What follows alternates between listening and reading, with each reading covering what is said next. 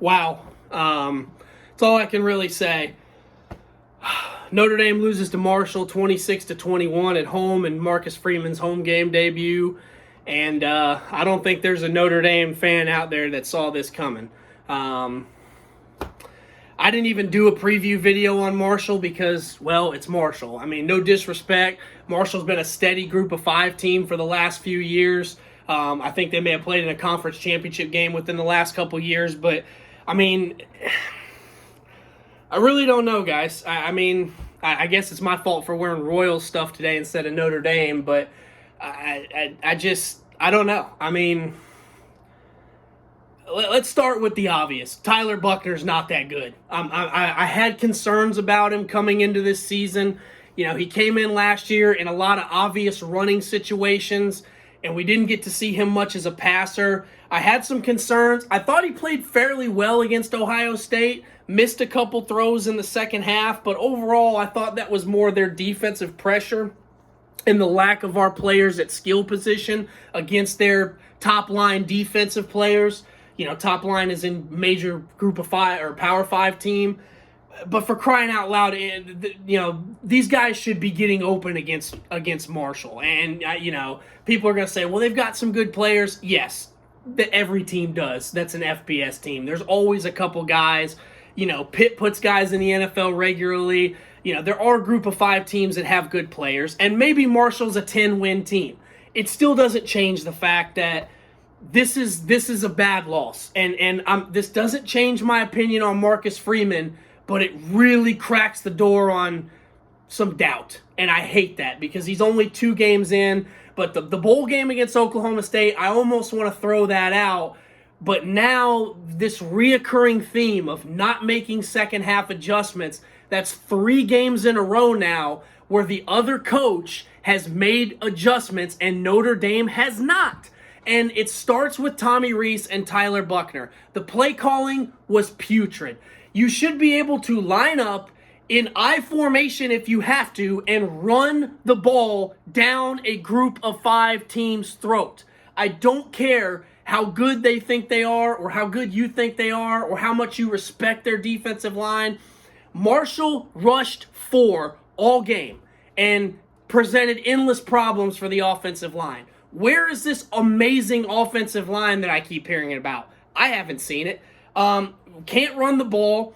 Buchner got shook early in this game, throws the early pick because he's staring his receiver. He can't throw the ball down the field with any accuracy. He can't throw the ball down the field far enough. He doesn't have the arm strength. Then he overthrows a wide open Lindsey. When he needs to put touch on the ball, he overthrows him for what would have been a touchdown right before the half. This is just, there's so many things about this game that just infuriate me, and the only good thing out of this game is now the rest of the season just throw it in the frickin' trash. Because now there's no point in getting pissed off if we lose to Cal next week, because the best thing this team can do is go 10-2 and play in a New Year's Six Bowl, and those are just about meaningless anymore. Until this playoff expands, the only thing that matters is making the playoffs, and that wasn't my expectation for this year anyway, but now we have to win out to keep our double-digit wins alive, or win out and or go 9-3 and win a bowl game. This is a tough loss. This is the worst loss Notre Dame has had since the 2016 season when we lost 8 games. And I hope Kelly's not sitting back laughing his backside off. He might be, although he lost a game in his own right Sunday night. Maybe Kelly saw the writing on the wall. I was talking to my dad about this after the game and at halftime. Maybe Kelly was looking at that quarterback room after Jack Cohn left and saying, these dudes ain't it. And he's like, I'm going to start over, get out of here while I got a chance. You know, listen, this doesn't change my opinion on Marcus Freeman, but, I mean, Freeman's going to have to, they got to be better than this. Can't lose to Marshall. Just can't. I'm sorry. Notre Dame's the better team. We see it. Everybody knows it. They got better players. Michael Mayer is going to be a first-round, second-round tight end drafted. And it's almost like Notre Dame is scared. They're scared. They're scared of screwing up and not making, like, it's 3rd and 10 at their own 6-yard line. We're up 15-12.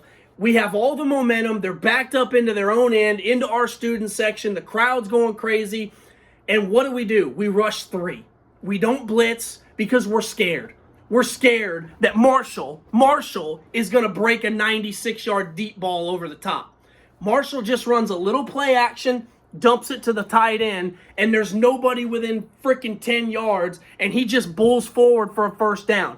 Then they come out and they run it right down our throat because they got a little bit of breathing room, and our corners are playing way off, and the safeties are too deep because we're scared to death that Marshall's going to burn us for an 80-yard touchdown. And they just march down the field and punch it in the end zone. And then Buckner comes out and does the same thing he did in the first half, stares the receiver down and throws it right to their corner for a pick six. Game over. I knew right then. I didn't care there was 5 minutes left. Game over. Done. Throw the season out the window. At this point, 6-6 is probably on the table. I mean, Marshall's not that good. They're probably better than Cal. But can we beat Cal? Offense can't move the ball. Why would I think they can do it against a Power 5 team? I mean, this offense is putrid. It's embarrassing. It's a garbage offense. Tommy Rees, predictable play calling, and way too out of left field. Having to run double reverses to get first downs. I just don't understand. Low percentage throws are low percentage throws. You don't have a quarterback that can make those throws consistently. Quit calling deep fades, deep routes, deep goes. I mean, you can't just dink and dunk everything, but my God, everything was a shot play down the field. In the first half, it's 3rd and 3, and we're throwing deep. I mean, I don't get it. Like, you should be able to line up and move other people off of the ball. Georgia does it. Georgia does not fuck around with 8 receivers and flicking the ball. They just say, well, we need 6 feet. Boom. Push somebody off the ball and get a first down. It's not hard. It's still football. I know it's 2022. I know it's sexy to throw the ball to a speed guy in space and let him make people miss. When you need to control the line of scrimmage against an inferior opponent, you have to be able to do it. And Notre Dame couldn't do it against Marshall. Man, this is painful. This is a painful one to swallow because now I don't know what to expect for the rest of the season. If the quarterback play is going to be that shitty, then you might as well just toss this season out the window and let's hope that none of these recruits that we've been locking up see this and say, fuck that, I'm out, and bail. I hope that's not the case because at this point, that's all we have left to lose is recruits start saying, Marcus Freeman ain't won a game yet at Notre Dame. I don't know if I want to go play for them. So, man, I don't know. This is a tough one for me. I did not anticipate, the Toledo game last year was bad, but we found a way to win. And then we went on to beat Purdue, and we got rolling, and we went 11-1. And, it was a typical Brian Kelly year. We overcame some bad games, but we won. Brian Kelly didn't lose too many of these games. He didn't. We can talk bad about him all we want to in the big games. He didn't lose very often to teams that we shouldn't lose to. And we lost to a team that we shouldn't lose to. And now I'm going to have to hear it from everybody on YouTube and Facebook and all my friends. Notre Dame's overrated. Notre Dame sucks. Yeah, what else you got? Heard it all before. Just throw them out there. Let's get them out the way. See you next September. I don't know what to say. I mean, it's a long season. Maybe we can progress. Tyler Buckner better not be the quarterback next year because he's not it. If Notre Dame is serious about being a legitimate top 10 team, he's not the quarterback. He's a good runner. And when we went to the read option on that drive that we scored, one of the only 2 touchdowns that we scored today, shouldn't be hard to remember. We ran some read options. We went right down the field. And then in the second half, we totally abandoned it. It was like Reese was like, no, I don't want to do it the easy way. I want to do it the hard way, the way I want to do it. That's Kelly arrogance right there. You need to do what's working and win the game and then get better in practice at the stuff you weren't able to execute in the game. And the frustration on the players' faces says it all. The defense did not lose this game. I know they gave up the long drive at the end, but there was also a pick six. There were multiple turnovers. How many times did we go for it on fourth down and give them the ball in really good field position? At least once, maybe twice. I missed half the game because the rain here in North Carolina was so bad. My TV cut out for a little bit. Thanks, Dish. Appreciate it. But, I mean, at the end of the day, this sucks. And this team, I don't know what to expect the rest of the year. I literally don't have an expectation. Playoff is obviously long gone. New Year's Six Bowl is very unlikely. I felt really good about the Clemson game Monday night, watching them wallow around with Georgia Tech for 3 hours before they finally started getting it going. I don't think we can beat anybody. We ain't going to move the ball on Clemson. Their defense is way too good. And then Drew Pine, who I have advocated for, comes in off the bench, throws a pick immediately. Then he's waiting forever to throw the ball. He had no comfortability whatsoever. Took a sack on the first play of the last drive when you can't take a sack. Then he throws another interception that was negated by a penalty. He's running around, didn't have good situational awareness at the end of the game. On third down, he runs and doesn't get the first down and stays in bounds. The clock runs. I mean, by that point, the game was over. But still, you still got to have some situational awareness. He did not look very good. So maybe that's why Buckner's the starter, is because Drew just doesn't have it either.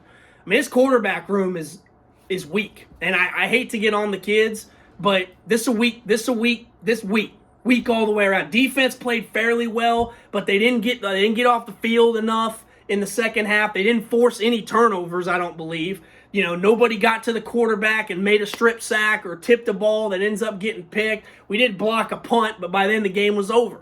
So, you know, offense is going to have a lot of questions to ask and answer of itself in the next week before we play Cal. And if I'm Marcus Freeman, we better find a quarterback for next year. If it's Lloyd Carr's grandson or whatever coming in, or if we got somebody else in the queue, they're going to be starting. Because Tyler Buchner, unless he makes drastic improvements throughout the year, he is not going to be the long-term answer. And I did not think that Jack Cohn was our best option last year, but I guess I was wrong. I never thought I'd miss Ian Book so much.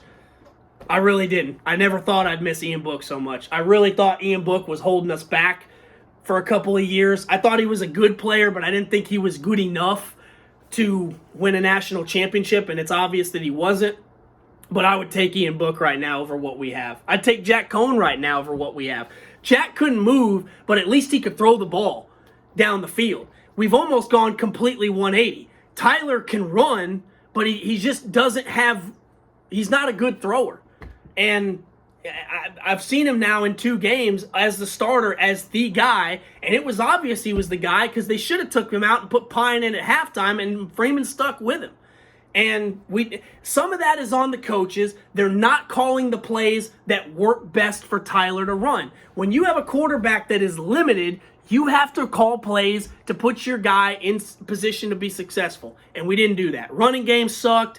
You know, receivers, when they were open, he missed them, or it was too obvious and the defensive backs jumped the route. Mayer played pretty well, but he still underwhelms me at times because he's such a big body. He catches a ball and he's almost like trying not to fumble. Mike, put your foot in the ground and run over somebody. You're like 6'8", 270. You're a big dude. No one wants to tackle you in space. Run like you're an athlete. Don't run like you're a lineman trying to avoid getting hit.